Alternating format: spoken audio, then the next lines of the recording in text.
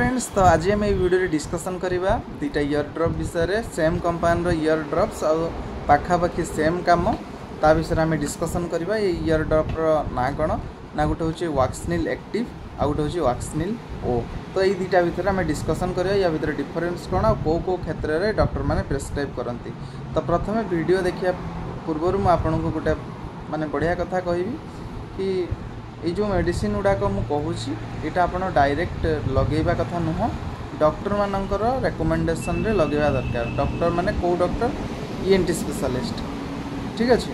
तो चलते आम बुझा कि मेडिसिन रो काम कौन आ केमिति कौन यूज करा जाए।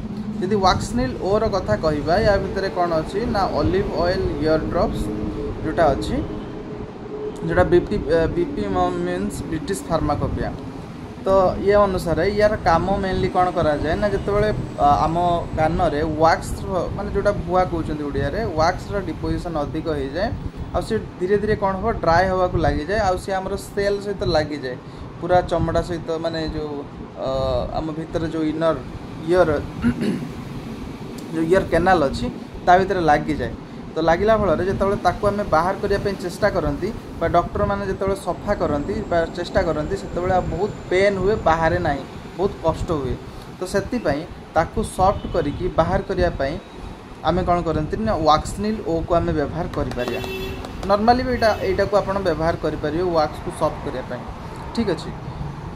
किंतु जदि कान में कौन प्रकार जंत्रणा हो महिला अच्छी कम शुणा जाऊँगी, ठीक अच्छे, ताको आपण ट्रिटमेंट करने हेले बथा बथा टिके लगुच फंगाल इन्फेक्शन अच्छी बैक्टेरियल इन्फेक्शन अच्छी जो ये किसी कंडीशन होची आपण तो जापर नॉर्मली डॉक्टर पाक जी। तो डॉक्टर मैंने से वाक्सनिल एक्टिव को रेकमेंडेड करती जहाँ फल कि ता भीतर थिबा महिला सफा कर दिबार सहयोग करे कहीं सॉफ्ट करदेव वाक्स को।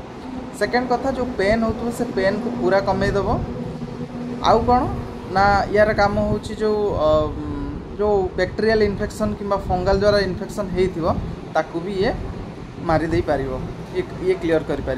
तो या आप केमिति व्यवहार करेंगे जदि आम नॉर्मल ऑक्सनिल वाक्सनिल ओ रो कथा कहबा ताले एको आपण दिन रु 2 बुंदा लेखा सकाळे रातिर पकई पारिबे ना 2 बुंदा लेखा दिन 3 थर पकई पारिबे। जदि अधिक परिमाण रो भुआ अछि ताको सॉफ्ट करियार अछि तो आपण एको व्यवहार कर परिबा। एटा डॉक्टर को एडवाइस रे कले बहुत ही भल, ठीक अच्छे। तापर आसला वाक्सनिल एक्टिव एको आपण भी दिन 2 थर लेखा 3 थर पकई पारिबे कान रे आउ एटा डॉक्टर को रेकमेंडेशन रे आपण पकेबे। एटा 6 ରୁ 7 दिन आपण पकेबे पकेला परे सेटा पूरा सॉफ्ट हो जिवो तापर आपण एको व्यवहार कर पारिबे, ठीक अच्छे। तो वीडियो केमती लगिला निश्चित कमेंट माध्यम रे जणाइबे। आउ हाँ यादर गोटे इंपोर्टेंट कथा जदि ये पकेला परे आपणकर कान रे पेन अत्यधिक बढ़ीगला किंबा एको पकेला परे आपणको एलर्जी कंडीशन हैला कुंडई हैला मान निद आसिला एभलिया किछि कंडीशन जदि हैला ताले आपण कोन करिवे ना संगे संगे ENT डॉक्टर को देखैकी तापर मेडिसिन नेबे, ठीक अछि। तो एतटा वीडियो देखते बहुत बहुत धन्यवाद।